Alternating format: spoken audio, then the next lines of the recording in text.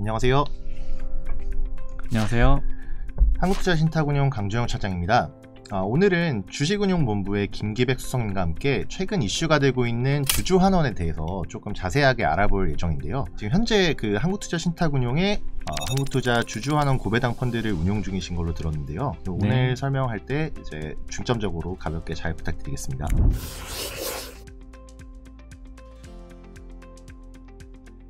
주주환원이 어떤 시대의 자연적인 흐름이라고 이제 많이들 말씀하시는데요. 이 흐름의 시작이 좀 어디서부터 시작됐을까요? 한국 경제 자체가 사실 50년에서 60년 정도의 산업화의 역사를 가지고 있고요. 기업들 세대 교체가 이뤄지고 있다고 볼 수 있겠는데요. 특히 1세대 창업주가 경영하는 중견기업이나 중소기업 같은 경우에 큰 변화를 맞이할 것이라고 보고 있어요. 자녀 승계를 위해서 사실 가장 중요한 게 무엇이겠습니까? 증여세와 상속세, 즉 세금 문제를 해결하는 것이거든요. 그런 부분에서 결국에는 1, 2년 배당 준다고 해서 그 세금을 해결할 수는 없기 때문에 5년에서 한 10년 정도의 어떤 배당을 꾸준히 좀 증가시키는 그런 노력들이 수반될 수밖에 없고, 배당뿐만 아니라 사실은 이제 다음 세대가 이어받을 때쯤에 결국에는 자사주 매입 소각이나 이런 것들이 강화가 되고, 또한 이제 기업의 성장, 초과적인 성장을 위해서 자본 투하를 위해서 비영업 자산을 매각한다든지 신사업을 신규로 추진한다든지 이런 것들이 결국 기업들의 ROE를 높이는 방향성이기 때문에 그러한 부분들에 대해서는 주가가 긍정적으로 반응할 수밖에 없다라는 것이고, 산업펀드로 넘어간다 할지라도 뭐 결과값은 마찬가지입니다. 오히려 더 급진적으로 일어나는 경우가 많고요. 배당 성향이나 이런 것들도 굉장히 높아진 경우가 많고, 자사주 매입 소각에 대해서는 더 적극적이고, 당연히 자산 효율화나 이런 것들에 대해서도 마찬가지입니다. 따라서 결국 자산 가치가 풍부하고 동시에 수익 가치마저 높은 어떤 기업들이 지배구조 변화나 주주 환원을 통해서 기업 가치가 증대되는 어떤 흐름을 가져올 수 있다라고 보시면 됩니다.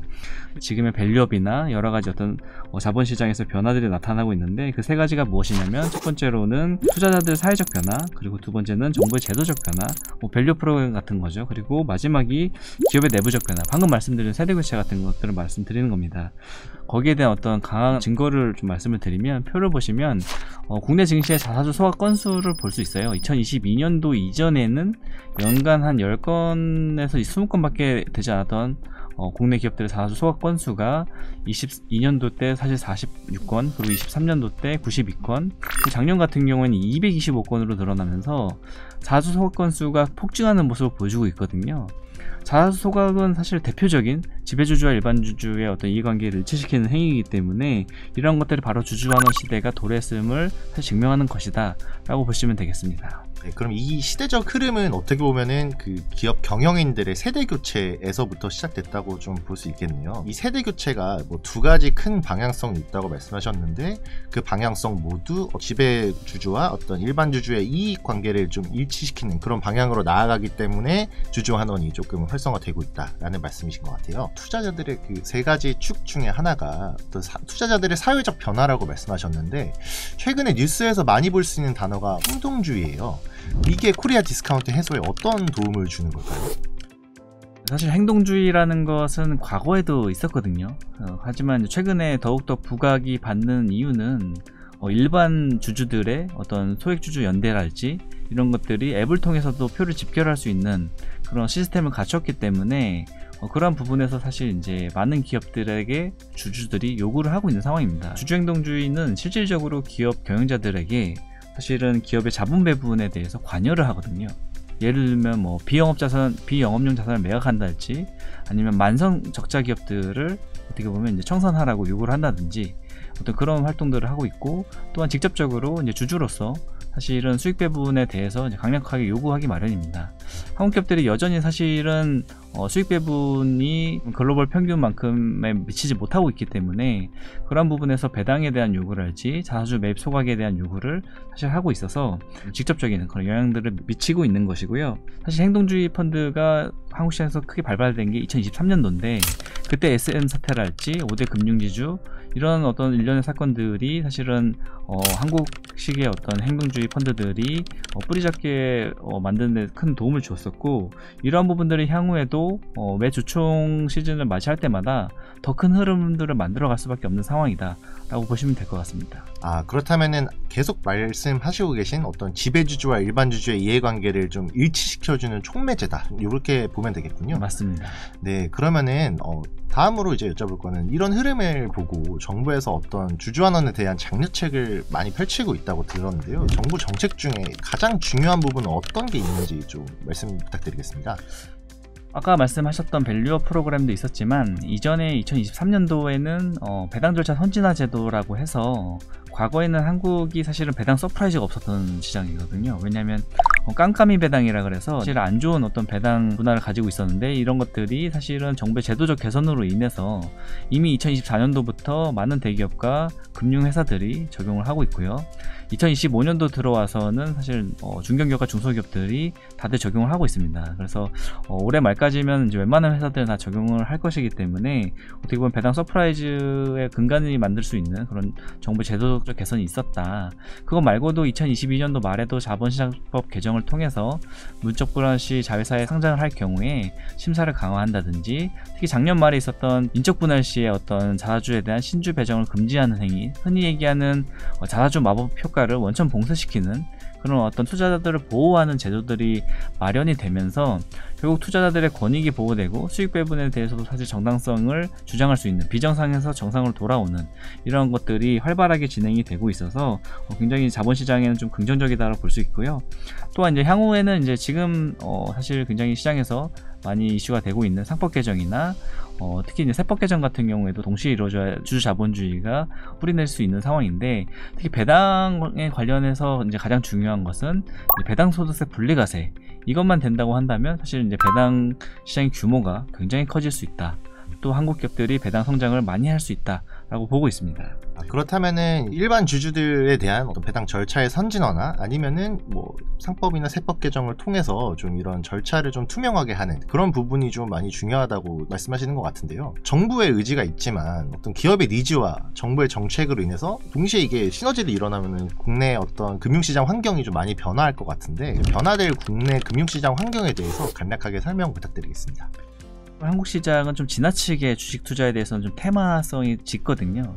그런 부분들이 좀 완화될 수 있고, 주식을 단순히 짧은 기간 동안 매매하기보다는 좀 보유할 수 있는 그런 투자 문화가 마련될 수 있는 그런 기초가 마련될 수 있고요.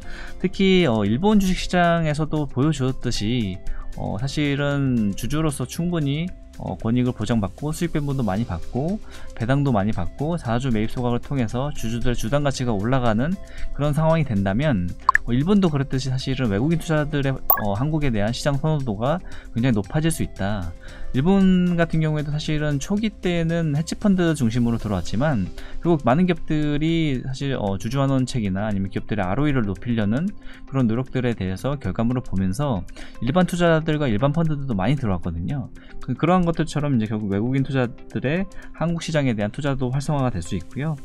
또한 이제 아까 말씀드렸던 배당 소득세 분리과세를 시행했을 경우에 사실 부동산 시장에서 어떻게 보면 주식시장으로 최초로 넘어올 수 있는 자금이 전환될 수 있는 그런 것도 기대해 볼 만하고, 그리고 이제 주식시장 내에서의 어떤 변화로 보면 결국 주주환원을 성장하는 모델을 가진 기업들이 사실은 재평가를 받을 수 있고, 배당 서프라이즈 기업들도 사실은 굉장히 각광받을 수 있고, 최근에 있었던 감액 배당이랄지 이런 기업들도 마찬가지고요.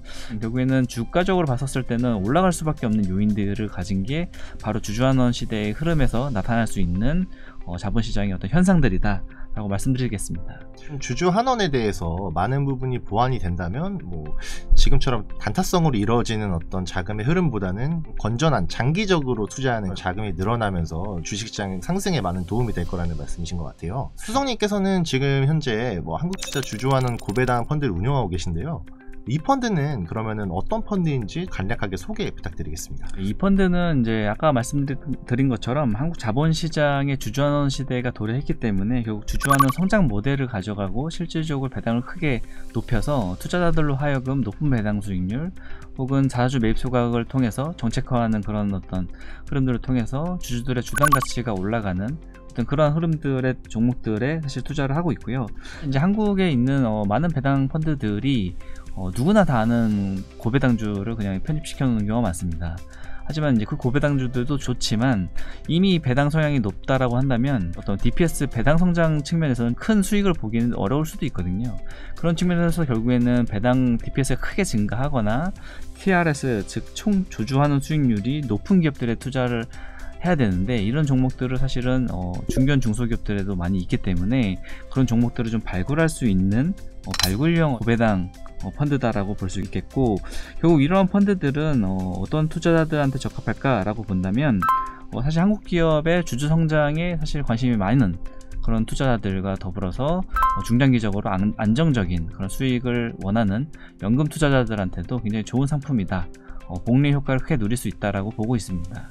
네, 이렇게 주주 환원 시대가 도래를 하면서 또 많은 기업들이 배당 성향을 올리고 그에 따라서 주가가 좀 올라간다고 한다면 중장기적인 투자에 좀 긍정적인 효과를 미칠 수 있는 그런 종목들을 많이 발굴하시는 것 같아요. 그러면은 이 펀드 이름에서 볼 수 있듯이 주주 환원 고배당이라는 건데 이렇게 안정적인 성향 또 성장하는 기업, 이거 동시에 만족하는 기업들을 도대체 어떤 점을 중점으로 고려하셔서 발굴하시는지에 대해서 설명 부탁드리겠습니다. 네, 결국에는 이 펀드의 목표는 주주환원 시대에 있어서 시장의 레벨업, 그 안에서도 특히 이제 소형주 중에서 중형주로 성장할 수 있는 기업들, 당연히 이익 성장과 주주환원 성장을 동시에 만족시키는 기업들이고요. 또한 중형주에서 대형주로 성장할 수 있는 배당주도 사실 발굴한 것이 목표이고, 예를 들면 이렇게만 말씀드리면 좀 와닿지 않으실 수 있어서, 그리고 이러한 과정 속에서 예를 들면 지금 시점으로 봤었을 때 3년 내 배당 수익률이 2자릿수로 성장할 수 있는, DPS가 크게 성장하면서 TSR이 크게 높아지는 그런 기업들에 투자했을 경우에는 굉장히 큰 사실은 투자 수익을 거둘 수 있는데, 이런 기업들 같은 경우에는 사실 이제 종목의 기준이 첫 번째로는 사실 이제 수익 가치를 해서 사실 현금 흐름이 탁월한 기업들, 그만큼 어떤 본업에서 경쟁 우위가 뚜렷하기 때문에 외부의 환경이 바뀐다 할지라도 그 기업만의 어떤 현금 흐름이 강력한 기업들이면서도, 두 번째로 자산 가치가 뛰어난 기업. 자산 가치가 뛰어나다라는 것이 사실 시장에서는 좀 오해가 있는데 저 PBR주를 얘기하는 게 아니거든요. PBR의 그 B를 구성하는 장부 가치를 구성하는 항목 중에서 결국 순유동자산, 순현금이나 아니면 투자자산, 투자증권, 투자부동산, 이런 것들의 어떤 비중이 시가총액 대비 높은 기업들이 사실은 주주환원 성장 모델에서는 굉장히 유리하다라고 보고 있고요. 이런 어떤 수익가치와 자산가치를 동시에 만족시키는 기업들 중에서 주주환원이 상향되는 그런 것들이 정책화되고 투자들이 예측 가능하고 그런 기업들이 사실은 굉장히 좀 각광받을 수밖에 없고, 마지막으로 이러한 기업들 중에서 자본 배분을 새롭게 했는데 그런 것들이 성장 요소로 연결되면서 가치주에서 성장주로 혁신까지 할 수 있는 그런 기업들까지 사실 이 펀드에서 담아내기 위해서 종목들을 발굴하고 있습니다. 현금 자산이 정말 건전한 기업, 그리고 주주환원이 잘 되는 기업, 마지막으로는 미래에 계속 성장할 수 있는 기업, 이렇게 발굴한다고 정리하면 될까요? 네네. 네, 이런 기업들 발굴을 위해서 계속 노력하고 계신데 저희 앞으로 계속 올 주주환원 시대에 발맞춰서 이제 성장할 수 있는 한국투자 주주환원 고배당 펀드에 대해서 많은 관심 부탁드리겠고, 오늘 세미나는 여기서 마치도록 하겠습니다. 네, 감사합니다. 감사합니다.